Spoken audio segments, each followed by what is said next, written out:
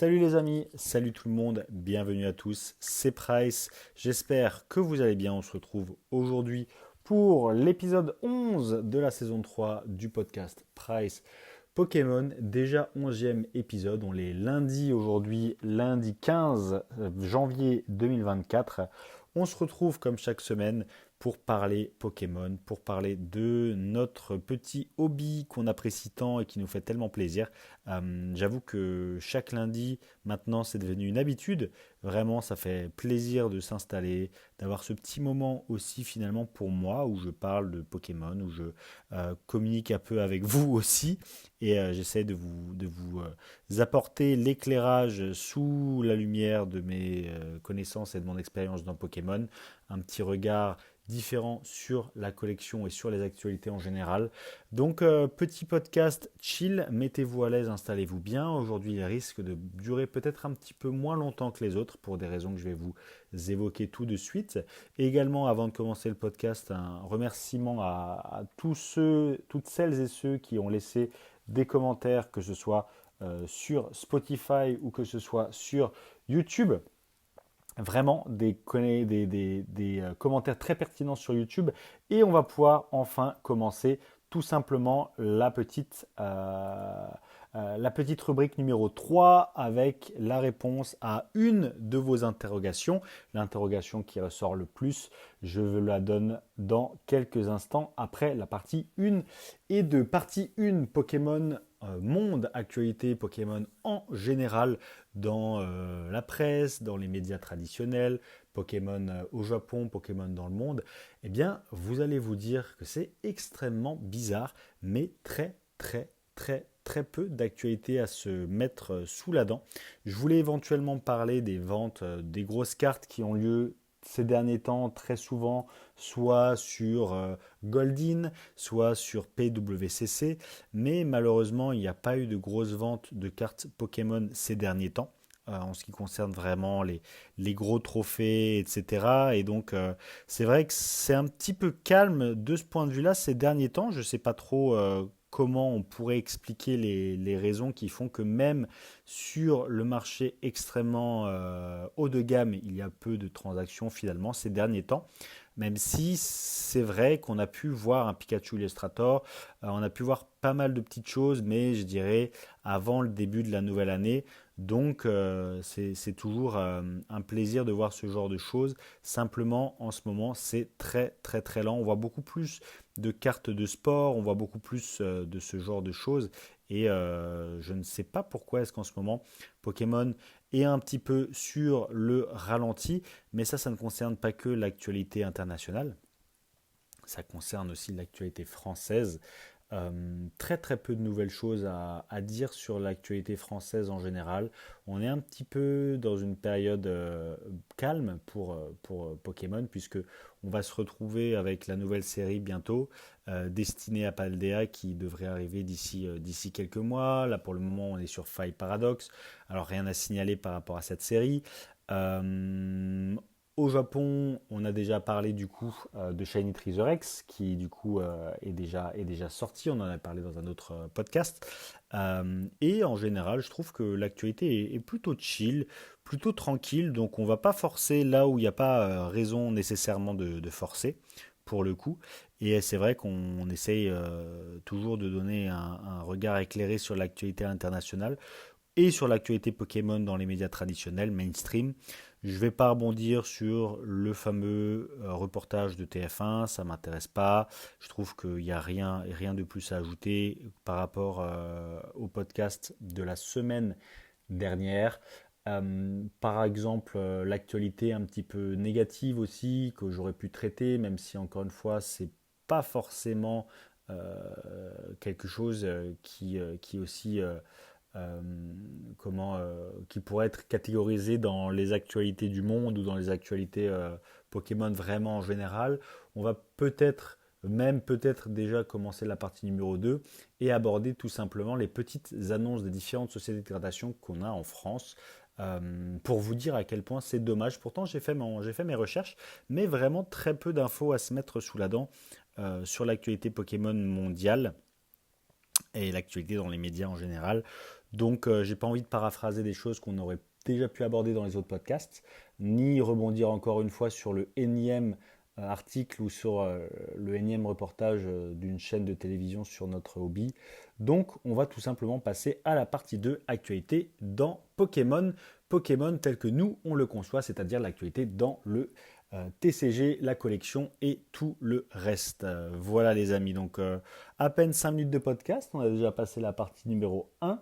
C'est allé assez vite, je dois dire, mais c'est vrai que c'est pas un hasard, janvier étant en général une période assez tranquille, donc voilà, on va pas s'acharner de manière irraisonnée sur cette partie-là, puisque malheureusement pas de choses très croustillantes ou très intéressantes à décrypter, donc pas besoin d'en parler trop longuement. Actualité dans Pokémon, annonce de PCA, l'annonce des upgrades qui a été partagée là maintenant il y a quelques temps euh, par l'entreprise, il y a moins d'une semaine quand même, je pense, puisque j'en ai pas parlé dans le dernier podcast. Annonce intéressante, je vous en dis pas plus, il y aura une belle surprise, je pense, pour le podcast de la semaine prochaine, pour m'excuser de ce podcast-là qui, bon, bah, malheureusement, c'est pas forcément de mon fait, c'est vrai que j'aurais pu vous parler d'autres choses. Que de l'actualité Pokémon en général, mais comme il n'y avait vraiment rien, bon bah on parle directement de la partie qui nous concerne, les cartes à collectionner, la collection, le hobby, quoi, Pokémon dans notre hobby. Donc PCA, belle petite annonce. Je vous en dis pas plus, mais pour compenser encore une fois le podcast d'aujourd'hui, eh bien je vous prépare quelque chose de sympa sur ce thème. Et puis, actualité numéro 2, on a malheureusement appris la fermeture de TCC, donc Trading Card Certifier, si je ne dis pas de bêtises, qui était une société française de gradation de cartes et qui a malheureusement dû cesser son activité pour diverses raisons. J'aimerais ne pas trop en dire sur cet événement malheureux parce que déjà je sais à quel point c'est dur lorsqu'on a un projet entrepreneurial et qu'on est forcé, contraint de l'arrêter. Je l'ai déjà vécu, donc tout le meilleur à leurs fondateurs que je ne connaissais pas, dont j'ai entendu du bien. Donc vraiment, j'espère qu'ils sauront rebondir et trouver l'énergie pour passer sur un autre projet ou alors tout simplement retourner à autre chose.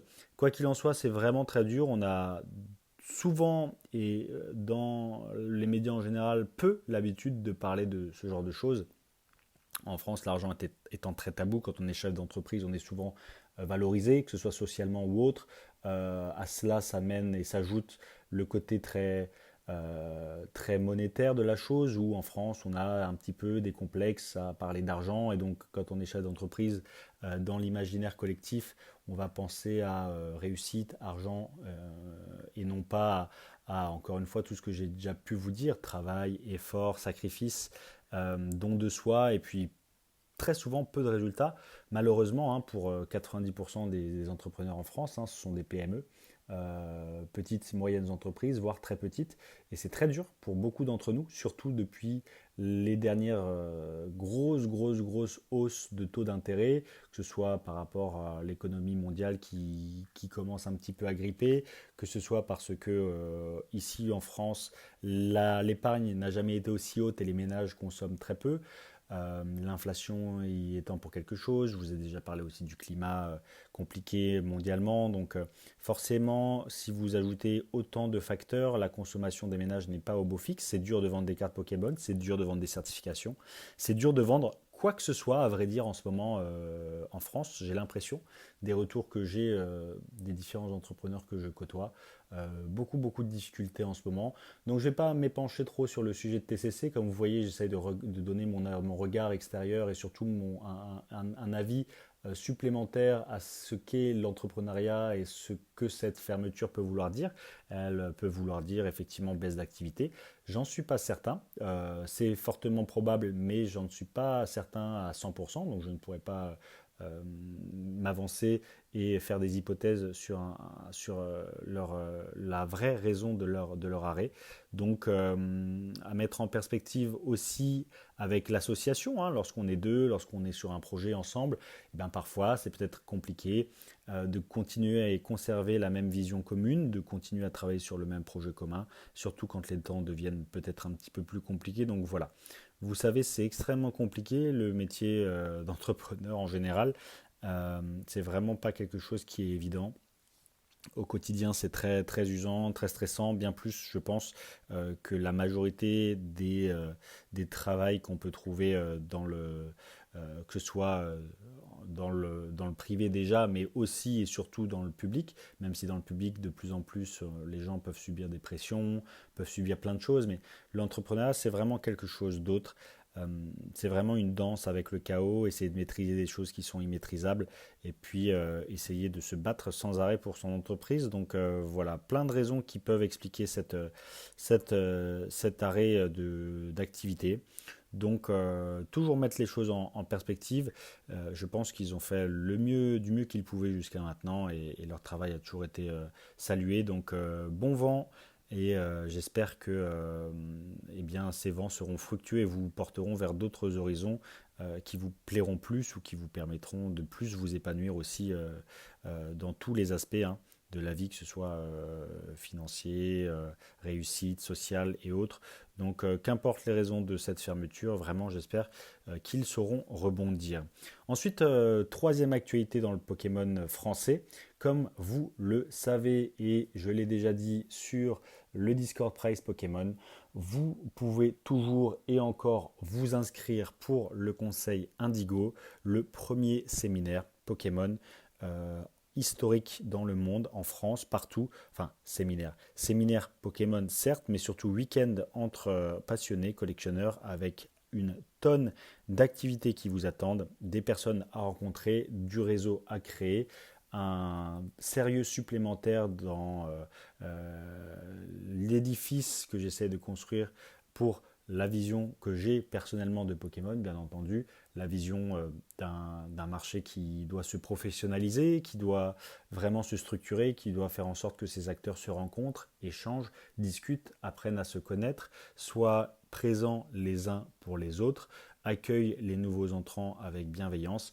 et surtout essayent de créer un milieu extrêmement serein pour que tous, qu'importe notre domaine, que ce soit boutique, entreprise de gradation, que ce soit collectionneur, que ce soit vendeur, acheteur, que nous tous, nous puissions profiter pleinement de ce hobby qui est un réel plaisir et que nous arrêtions enfin soit les guerres de clochers, soit les histoires abominables d'arnaques, de vols, de préjudices, que nous puissions enfin nous considérer comme une et unique communauté qui s'entraide énormément pour à terme pouvoir facilement retrouver des cartes qui ont été volées, facilement s'aider les uns les autres, facilement se donner des conseils et ne pas avoir peur de l'altérité ou en tout cas de ce qu'on pourrait appeler notre alter, l'autre, la personne qu'on ne connaît pas mais qui finalement partage la même passion, qui est sur le même domaine que nous. Et ça, c'est un concept extrêmement difficile à comprendre, j'ai l'impression, mais la nouveauté, il ne faut pas en avoir peur. Ce séminaire, il ne faut pas en avoir peur. Passez le pas si vous ne l'avez pas encore fait, vous ne le regretterez vraiment, vraiment, vraiment pas, sans mauvais jeu de mots et sans mauvaise répétition. Vous allez vraiment pouvoir apprendre énormément de choses, rencontrer des personnes incroyables. Les annonces ne sont pas terminées. Vous allez bientôt pouvoir rencontrer encore 3 collectionneurs très très très sympathiques et qui sont dans Pokémon depuis longtemps, qui font un super travail que je vais annoncer très bientôt sur Instagram. Vous allez voir. Et ce sera vraiment un moment unique. Ce sera le moment de faire confiance à ce travail que j'ai réalisé depuis toutes ces années, l'image que j'essaie de renvoyer de ce milieu-là, de Pokémon. Et vous allez voir, ce n'est que le début d'une grande aventure et je n'oublierai jamais les personnes qui ont participé à la première édition. Donc vraiment, vraiment, vraiment, il reste littéralement une poignée de places, hein. Il doit rester 4 ou 5 places. Donc vraiment, n'hésitez pas, c'est votre dernière chance pour sauter dans l'aventure. Vous pouvez soit passer par le Discord et me contacter, soit passer par le mail et toutes les informations, le site, la description et le reste que vous trouverez dans la description de la vidéo YouTube, ou alors me contacter sur les réseaux sociaux, Instagram et autres. Donc vraiment, je vous le dis une dernière fois, vous allez pouvoir échanger avec tous les acteurs du marché, vous allez pouvoir apprendre à connaître plein de collectionneurs chevronnés, plein de personnes qui sont dans Pokémon de manière professionnelle et non, et aussi des personnes qui sont comme vous, des collectionneurs de manière générale. Et vous allez voir, l'entraide, le réseau, ça permet vraiment d'aller beaucoup plus vite que seul dans son coin. Et c'est vraiment aussi l'esprit qu'on essaie de transmettre avec ce conseil Indigo, vraiment Je vous dis, ça va être un moment incroyable. Donc j'ai trop hâte. Week-end du 27-28 janvier à Paris dans le 11e arrondissement. J'ai conscience, ça a un coût forcément, puisque pour beaucoup d'entre vous, ça veut dire transport hôtel. Mais je vous assure, vous ne le regretterez pas. Et surtout, après ça, vous aurez des amis sûrement à vie dans la collection. Voilà. Donc, dernière nouvelle après ce petit passage, encore une fois, sur le conseil Indigo. Dernière et quatrième nouvelle, je prépare le plus gros live jamais vu sur Vogt, en tout cas d'histoire de Vogt en ce qui concerne le bloc noir et blanc. Jusqu'à preuve du contraire, jamais autant de séries quasiment complètes en holo, en X, en FA, en secrète ne seront présentes lors du même soir sur un live. Donc le live du lundi 29 janvier à 19h pour les passionnés du bloc noir et blanc. Vous allez voir un live incroyable. Une vidéo présentation de ce live va sortir sur la chaîne à la suite de ce podcast aussi. Je vous tease un petit peu ici pour les premiers arrivés. Mais vraiment, vous allez voir un live exceptionnel avec du Dracofeu Shiny, de Tempête Plasma. Vous allez voir énormément de Shiny, des belles cartes. La série Explorateur Obscur complète en X avec quasiment toutes les full art, également ex full art. Il en manquera quelques-unes, mais la majorité seront là. Vous aurez aussi du diamant et perle, du noir et blanc de base, j'allais dire diamant et perle de base, mais du noir et blanc tout court, donc la série originelle, Noble Victoire, Vainqueur Suprême, Frontière Franchie.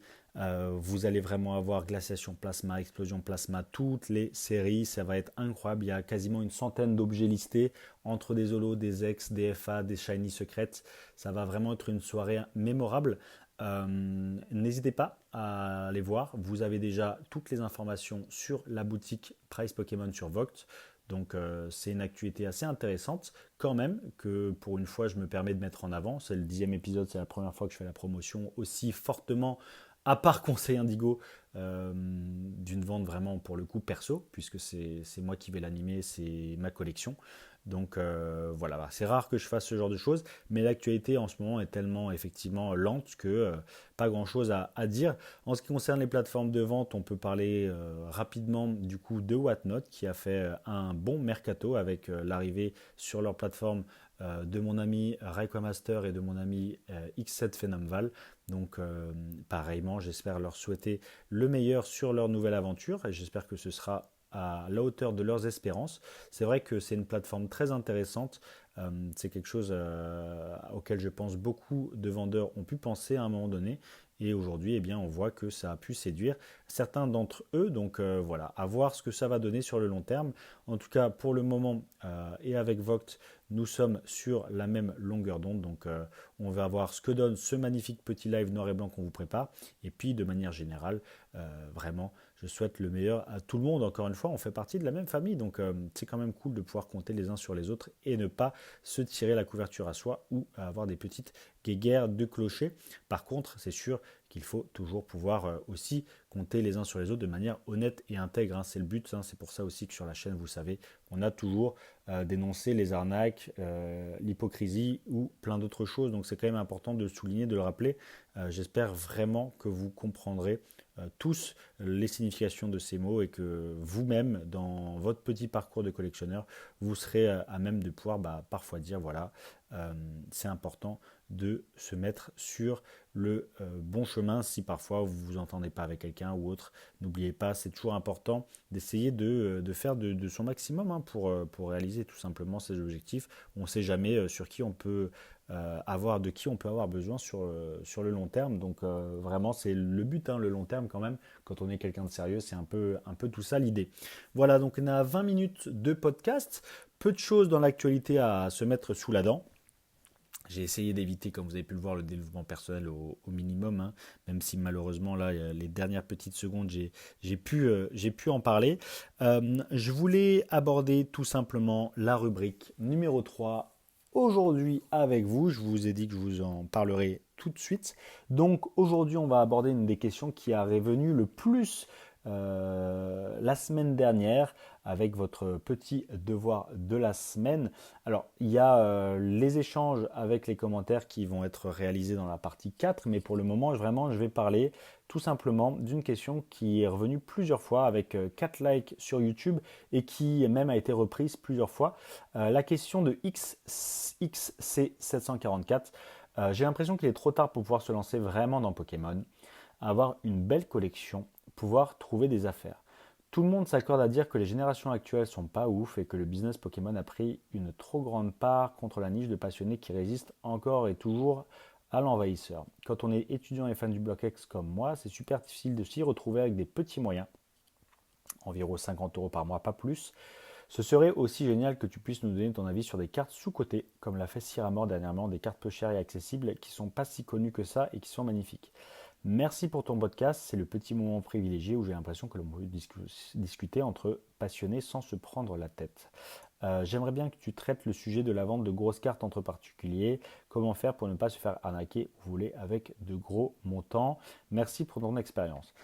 C'est la question qui est revenue le plus et c'est le sujet que je vais aborder aujourd'hui. Je vais essayer d'en faire une analyse et une réponse la plus pertinente possible. Premièrement, en ce qui concerne le budget de 50 euros par mois, c'est le budget, je pense, avec lequel on a tous plus ou moins commencé. Et je dois vous avouer que quand je repense à ces années en arrière, je me dis que eh bien, c'est une bonne chose de justement ne pas pouvoir tout acheter, pas pouvoir complètement partir dans tous les sens avec un énorme budget. On a vu que ce n'était pas forcément toujours une bonne chose dans Pokémon pour certains collectionneurs qui ont pu effectivement avoir des mésaventures. Je fais notamment référence à ta question suivante, XXC, avec les grosses cartes entre particuliers, comment faire pour ne pas se faire arnaquer. Beaucoup de personnes ont débarqué dans Pokémon avec de gros moyens, à l'inverse de la plupart des collectionneurs qui démarrent tous avec 50 euros par mois, et se sont directement fait coller sur le front une étiquette de pigeon. Et malheureusement, certaines personnes ont pu y perdre des plumes et effectivement acheter des cartes suffisamment rares, mais à des prix beaucoup trop chers. Et ça, c'est vrai que c'est vraiment aussi un souci parce qu'une vente comme ça, vous la concluez une fois avec cette personne-là, et lorsqu'elle se rendra compte qu'elle s'est fait avoir, eh bien, elle risque de vous coller une mauvaise réputation ou tout simplement ne plus venir acheter chez vous et donc vous perdez un client, un gros portefeuille sur le long terme. Donc c'est un peu aussi toute cette problématique de acheter, vendre une fois ou vendre souvent. C'est une question qui aussi revient souvent, donc on va l'aborder tout à l'heure. Mais pour répondre à ton budget et ta question il est impossible de réaliser une belle collection pour 50 euros par mois, détrompe-toi. Détrompe-toi, XXC c'est extrêmement faisable. Alors certes, peut-être pas dans les états que tu souhaites, dans un premier temps, bien entendu. Peut-être pas dans la langue que tu souhaites également, c'est fort probable aussi. Mais il faut savoir que c'est tout à fait possible de se constituer une très très très très belle collection pour 50 euros par mois. Alors, on ne peut pas tout avoir. Si on n'a pas d'argent, malheureusement, il vous faudra du temps de manière double. Du temps déjà premièrement parce qu'avec 50 euros par mois, il faut flairer les bonnes affaires.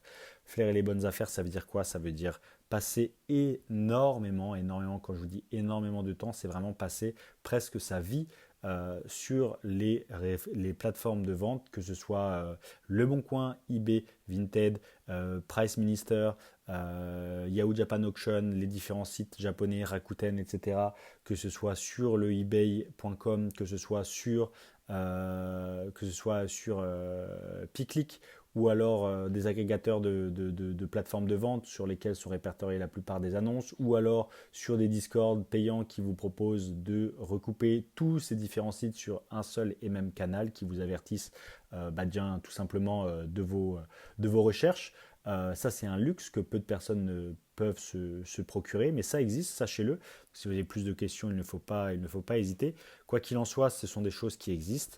Il y a également la méthode un petit peu différente qui consiste à farmer un seul ou à grinder selon le point de vue un seul et même type de plateforme, que ce soit Facebook, que ce soit Instagram, que ce soit Vogt, que ce soit encore une fois toutes les plateformes que je vous ai dites, que ce soit Koleka.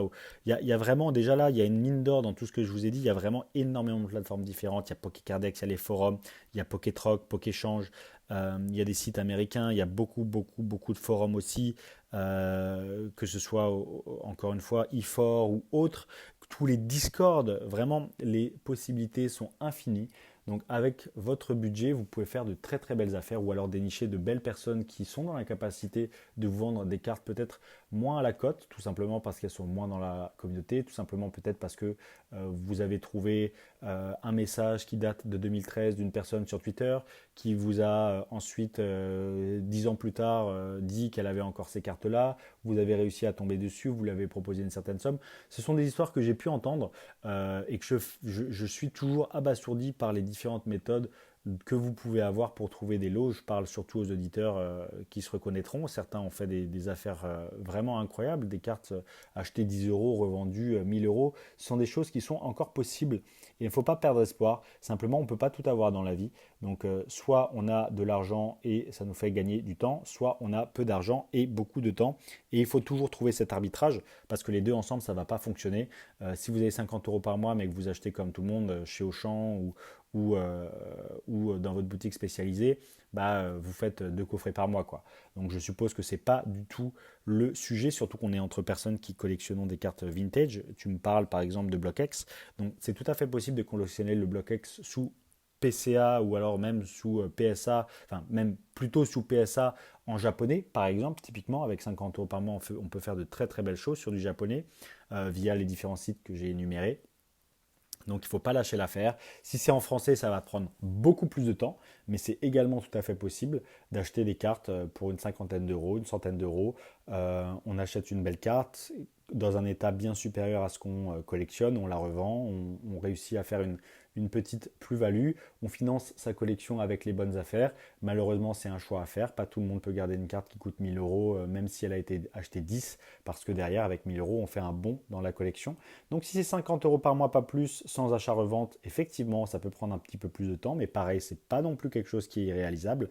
Si c'est 50 euros par mois en fonctionnant avec le système tout simplement de collection, d'achat, de revente, c'est tout à fait possible de financer sa collection avec les cartes qu'on a pu obtenir à pas cher. Et donc c'est même la solution que je conseillerais, c'est la solution qu'on a tous fini par trouver, fini par réaliser. Vous pouvez aller regarder les différentes vidéos de review collectionneurs, que ce soit la vidéo avec Pokémat, Tikari, que ce soit les experts, les retours de collectionneurs un petit peu plus récents, les interviews que vous avez pu entendre des différents collectionneurs sur ma chaîne. Je pense notamment à Mister Fuji, à Romain Chat. Tout le monde a commencé quelque part. Vraiment, ça, sachez-le, ne l'oubliez jamais.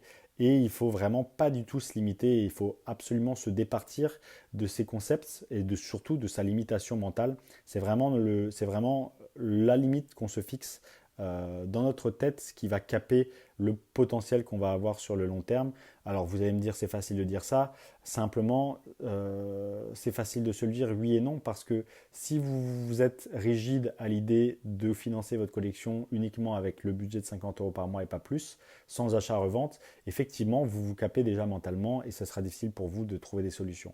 Par contre, si vous êtes dans une optique de collection sérieuse, pointue, avec le temps et l'investissement, comme je vous ai déjà dit plein de fois sur la chaîne dans les vidéos, que cela comporte, c'est-à-dire la recherche, le temps consacré, la connaissance des plateformes de vente, la connaissance d'un réseau, apprendre à connaître des gens qui vont vous renvoyer vers d'autres gens, la recherche intensive à travers toutes ces différentes plateformes que j'ai pu vous donner. Ça, c'est vraiment une mine d'or et avec 50 euros, vous serez étonné de ce que vous pouvez faire vraiment. Donc il ne faut pas lâcher et surtout il faut se dire que à un moment donné, si on réussit une bonne affaire, c'est pas grave. Ça peut valoir la peine tout simplement de s'en séparer, soit de récupérer l'argent pour sa vie personnelle, tout simplement parce que la vie est faite ainsi, ou alors pour sa collection pour se faire plaisir aussi à soi et c'est aussi important. Donc il n'y a pas de honte à avoir ce cycle d'achat et de revente ou d'échange, très important, achat ou échange, très très important. C'est même peut-être plus dans l'esprit de la collection. Après, il faut vraiment avoir confiance, il faut se renseigner. Comme tout, ça prend du temps. Comme tout, il faut être certain de ce qu'on fait. Donc, ça veut dire quoi? Ça veut dire apprendre à connaître les passionnés qui vous entourent, apprendre à connaître les gens sérieux, les gens fiables, ceux qui le sont, ceux qui ne le sont pas. Et surtout, ne pas hésiter à demander, pas hésiter à parler, trouver un mentor, trouver quelqu'un qui est passé par le chemin par lequel on est en train de passer. Et ça, l'expérience, malheureusement, ça s'acquiert en faisant des erreurs. Et parfois, pour éviter les erreurs, il suffit de se trouver quelqu'un qui les a déjà faites pour vous. Ça, c'est un immense gain de temps. Donc voilà, il y a toutes ces petites choses à mettre en place, tous ces petits procédés à mettre en place. Par contre, encore une fois, si c'est 50 euros pas plus et 10 minutes par jour, ça va être très très très très très compliqué malheureusement. Et pareil en ce qui concerne la limite mentale qu'on se fixe, c'est-à-dire une certaine somme, ben, tout de suite, ça permet ça empêche de voir les opportunités qui pourraient se présenter. Éventuellement, un collectionneur avec une très très belle collection vintage à un prix extrêmement abordable. Typiquement, on a fait une découverte incroyable. J'ai pu voir dans les commentaires quelqu'un qui parlait d'une Display X retrouvée dans un tabac. Tout à fait possible, sauf que bah, la Display X, c'est pas 50 euros. Même dans le tabac à l'époque, même si la personne a une toute petite idée de ce que ça vaut, ben, ça sera à 500, 1000 euros. Et à 50 euros par jour, ben, avec cette barrière mentale, on s'empêche, on se limite, on a des croyances limitantes qui font qu'on ne peut pas passer à l'action, même si on sait que c'est une extrêmement bonne affaire. On n'arrive pas à avoir les chemins mentaux qui vont nous mener vers l'acquisition de cette collection ou de cette belle trouvaille, alors qu'à votre disposition se profilent plein de belles opportunités de par le réseau, peut-être quelqu'un qui est dans la capacité de vous aider, quelqu'un qui vous fait confiance, si vous avez une bonne image, si vous êtes sérieux, fiable, depuis 6 mois, un an, vous connaissez cette personne, peut-être un de vos proches, peut-être un ami dans la vie réelle qui est capable de vous dépanner 200, 300, un autre qui est encore capable de vous dépanner 200, 300, à qui vous promettez contrat oral sous une échelle de temps suffisamment courte, un remboursement, c'est donnant-donnant. Donc c'est tout à fait possible, plein de choses sont imaginables pour progresser rapidement dans la collection.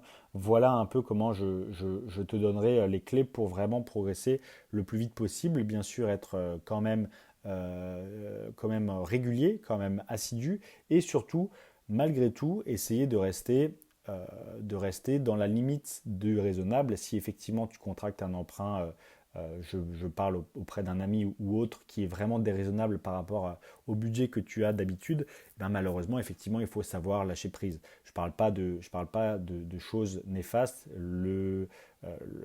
La progression se trouve aussi dans l'équilibre. Il faut savoir rester mesuré. Si tout d'un coup vous vous attaquez effectivement à quelque chose qui vous dépasse, là, ça risque vraiment d'être compliqué. Simplement, le but, c'est de se dire, voilà, à coût de 50 euros par mois, on peut faire ça. On peut effectivement rembourser un ami sur 6 mois 300 euros. On peut faire ci, on peut commencer un peu sans prendre aucun risque, aucun sur sa santé financière, sa santé mentale, sa santé psychologique. C'est vraiment très important de pouvoir voir quand même que d'autres opportunités peuvent se présenter à nous que uniquement ces fameux 50 euros. Donc tu fais partie de la niche de passionnés qui résiste et qui peut tout à fait résister au business Pokémon et aux personnes qui sont là, entre guillemets, pour vendre des objets très chers. Et vous le savez finalement aussi, donc c'est important de se dire que ben, c'est tout à fait possible de trouver auprès d'un particulier sur Vinted, sur Le Bon Coin. Alors c'est très compétitif. Aujourd'hui, c'est très très dur, mais comme je vous l'ai dit, il y a des solutions qui existent.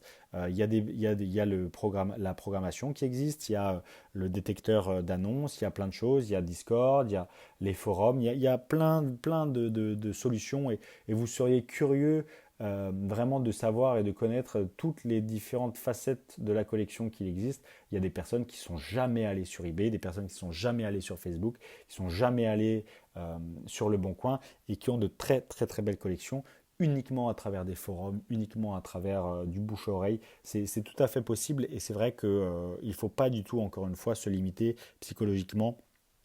Moi, personnellement, les plus grosses collections que j'ai pu trouver, c'était via des forums, via des Discord, via plein de canaux différents. Donc on ne peut pas savoir, on ne peut pas prédire l'avenir, on ne peut pas savoir ou d'où viendra la prochaine opportunité à notre portée chacun, bien sûr. C'est toujours la même chose. Avec ce budget qu'on se fixe, l'écart de budget aussi, et toujours être certain d'avoir ce fameux, comme je vous le dis à chaque fois, ce fameux reste à vivre pour pas compromettre sa vie perso au profit de Pokémon. C'est très important. Comme tout, il ne faut jamais tomber dans les excès. Voilà. Et ensuite, en ce qui concerne les ventes de grosses cartes ou de gros objets entre particuliers, la même chose. Avant de faire quoi que ce soit, ne rien dire. Vous êtes sur le point d'acquérir une belle display auprès d'un tabac, ne rien dire, même pas à vos parents. Vous avez besoin d'argent, vous leur dites c'est quelque chose de très sérieux. Ils vous font confiance, ils vous font confiance. Pour le moment, vous ne pouvez rien dire, vous le réalisez, c'est entre vous et le vendeur. Toute transaction doit se faire, et qu'importe le montant, qu'importe la chose, à la discrétion de l'acheteur et du vendeur. C'est pas bien de parler avant d'avoir réalisé les choses, d'un côté comme de l'autre. C'est tout simplement pas bien de se projeter trop loin non plus pour ne pas être déçu. C'est important de rester mesuré. Donc, toute chose, que ce soit gros ou petit, c'est important, même pour les gros objets, aujourd'hui, de rester très, très, très discret. Déjà, votre acheteur vous en sera reconnaissant, et la personne qui vend l'objet, elle, doit aussi avoir confiance. C'est vraiment un échange, une transaction, c'est vraiment un climat de confiance entre deux personnes. Et ça se maintient uniquement lorsque, lorsque le climat de discrétion est respecté. Ça, c'est quelque chose qui est très important, il ne faut pas l'oublier. Et puis aussi, pour les gros objets, bien vous renseigner, encore une fois. Ne pas dire pour quels objets vous vous renseignez, ne pas dire pourquoi est-ce que vous êtes en train de vous renseigner auprès de telle personne ou telle personne. Simplement demander à vos pairs, encore une fois, les personnes qui sont aptes à acheter l'objet que vous voulez leur vendre, ou les personnes qui sont fiables, suffisamment reconnues dans le milieu, et qui ont un budget suffisamment important et qui sont sérieuses pour vous acheter votre objet, ou vous acheter l'objet inversement à cette boutique ou à une autre personne. Jamais se précipiter, quand on le dit souvent, mais quand c'est trop beau, quand c'est trop beau pour être vrai, eh bien malheureusement c'est pas vrai. Quand à l'inverse c'est extrêmement compliqué, que c'est acharné, que ça n'arrive pas à se faire, eh bien c'est que c'était pas fait pour se faire. Voilà, simplement il faut toujours prendre le temps, être mesuré, analyser la situation, essayer de vraiment faire sa diligence, de bien se renseigner avant de faire quoi que ce soit, rester discret, ne pas trop en dire non plus, et faire en sorte que la transaction se passe bien, avec l'appui éventuellement d'une personne extérieure qui est dans la collection depuis très longtemps. Ça peut être une personne à qui vous faites confiance, une personne qui est plutôt du côté professionnel, qu'importe, le but c'est d'avoir aussi quelqu'un qui est là pour être témoin de ce passage lorsque vous êtes en train d'acheter ou vendre une grosse carte. Le but étant toujours de sécuriser au maximum la transaction. Je ne vous fais pas un dessin. Remise en main propre, c'est toujours mieux quand les sommes sont élevées. Toujours pareil, ne jamais donner rendez-vous, que ce soit chez soi ou proche de chez soi lorsque vous ne connaissez pas la personne. Ne pas prendre du cash, ne pas espérer avoir une bonne affaire sur un lot de display incroyable à 1000 euros et en fait finalement se faire soulever sur le parking du Auchan. Le but c'est vraiment de rester très discret, d'être précautionneux, méticuleux et d'avoir toutes les cartes en main pour réussir sa transaction de manière la plus sereine possible. Voilà, c'est très important, encore une fois, prudence et mère de sûreté. Voilà, donc j'espère avoir répondu à ta question. J'espère que, comme tu le dis, ce petit moment privilégié où j'ai l'impression que l'on peut discuter entre passionnés sans se prendre la tête, eh ben, ça t'a plu. J'espère que j'ai répondu à pas mal de vos questions par rapport à ça, parce que c'est vrai qu'il y a Hugo qui a parlé de ça, Hugo FRNS, il y a Alan Le Garnec qui me parle de coffres collection en banque, ça on en parlera plus tard. Il y a Cosmos TCG qui appuyait aussi les dires de XXC 744, donc Cosmos, j'espère avoir répondu à ta question. Pareil pour MCirdec, j'ai espéré au moins répondre à une partie de ta question, donc comment s'y prendre dans nos recherches ou comment gérer les grosses transactions, etc. etc. Via les plateformes de vente, ça c'est une chose, mais il ne faut pas oublier qu'il n'y a pas que les plateformes de vente, il y a aussi le réseau qu'on peut se créer via, encore une fois, des communautés, que ce soit Discord, Instagram, Facebook, YouTube même, Voct et autres. Vérifier la sécurité de la personne, voir si elle est reconnue, si ce n'est pas un nouveau profil qui vient d'apparaître, si tous les drapeaux sont au vert. Et Hugo FRNS, du coup, quelqu'un qui se lance en 2023, erreur à éviter, bon plan, méthode de réflexion, etc. J'espère avoir répondu aussi à toutes vos questions, encore une fois, avec cette idée de budget alloué à Pokémon, reste à vivre, tout en ne pas se laissant, tout en ne pas se laisser emporter par son budget, ne pas rester trop fixé dessus lorsqu'une énorme bonne affaire se présente. Le but est aussi de savoir ce qui est possible de réaliser parfois. Parfois, il faut un peu se sortir de sa zone de confort aussi pour progresser. Donc c'est tout à fait possible, encore une fois, en 2023-2024, de réaliser de bonnes affaires. Et comme je l'ai dit tout à l'heure, dans la méthode de travail et de réflexion, Hugo, eh bien, il n'y a rien sans rien. Il faut vraiment, encore une fois, être très organisé, mettre ses favoris dans des fichiers, dans des onglets, s'organiser, réussir à se mettre des alertes, vérifier régulièrement, rafraîchir régulièrement. Avec un petit budget, malheureusement, il n'y a pas de miracle, il n'y a rien sans rien, mais on peut tout à fait le faire en travaillant dur de ce côté-là. Voilà, c'est toujours pareil, c'est pas quelque chose qui est très agréable à entendre, mais vous n'aurez rien sans rien et il faut se sortir les doigts du 1 pour tout simplement réaliser quelque chose de beau aussi. Partie numéro 4, la petite rubrique échange entre les auditeurs, le petit devoir de la semaine. Donc merci à tous pour ce devoir de la semaine que j'ai trouvé très intéressant. J'espère que ça vous plaît, cette petite rubrique numéro 3 supplémentaire. Donc maintenant, on passe à la rubrique numéro 4, le prochain devoir de la semaine. J'aimerais que pour le prochain devoir de la semaine, vous me donniez un autre sujet à aborder déjà, premièrement, ça c'est vraiment la base. Et ensuite, j'aimerais que vous me donniez votre ressenti sur Pokémon en ce moment, votre façon de voir les choses en 2024, vos objectifs, que ce soit perso ou Pokémon, et surtout comment vous vivez cette conjoncture dont on a parlé tout à l'heure en préambule, cette conjoncture un peu compliquée. Est-ce que vous ressentez justement que eh bien, il faut un petit peu lever le pied en ce moment parce que les temps sont durs avec l'hiver, etc. Ou alors pas du tout, vous vous êtes fixé des objectifs ambitieux et vous comptez bien les réaliser. Voilà. Donc un petit sujet de discussion pour la semaine prochaine, quelque chose dont vous avez envie que j'aborde en profondeur. Il y a Alan Le Garnec qui a parlé des coffres à la banque, combien ça coûte, les différentes dimensions, etc. Euh, je pense effectivement qu'on pourra aborder ça la semaine prochaine. Dites-moi si vous voulez aborder quelque chose d'autre et la majorité l'emportera. Voilà. Donc ensuite, en ce qui concerne l'autre petit devoir, c'est les commentaires. Écrivez-moi quelque chose. Donnez-moi vos objectifs pour 2024. Donnez-moi votre ressenti sur la période, ce que vous pensez de Pokémon en ce moment. Et moi, je vous prépare de mon côté une belle surprise pour le lundi de la semaine prochaine, tout en vous disant encore une fois qu'il n'est jamais trop tard pour vous inscrire au Conseil Indigo à Paris le 27-28 janvier 2024 dans le 11e arrondissement pour la rencontre, le séminaire, le partage de connaissances le plus intéressant sûrement et enrichissant que vous n'aurez jamais vécu. Franchement, vraiment, je vous le dis, on prépare de très belles choses. J'ai vraiment super hâte. Voilà. Donc les amis, merci à tous d'avoir écouté ce podcast. On se dit à la semaine prochaine. Prenez tous soin de vous. N'hésitez pas à rejoindre le Discord, l'Instagram, à vous inscrire à la boutique Voct pour le live du 29 janvier 19h, le magnifique live spécial noir et blanc. Incroyable live, ça va être très très sympa. Donc on se dit vraiment à la prochaine et à bientôt. Salut tout le monde, c'était Price.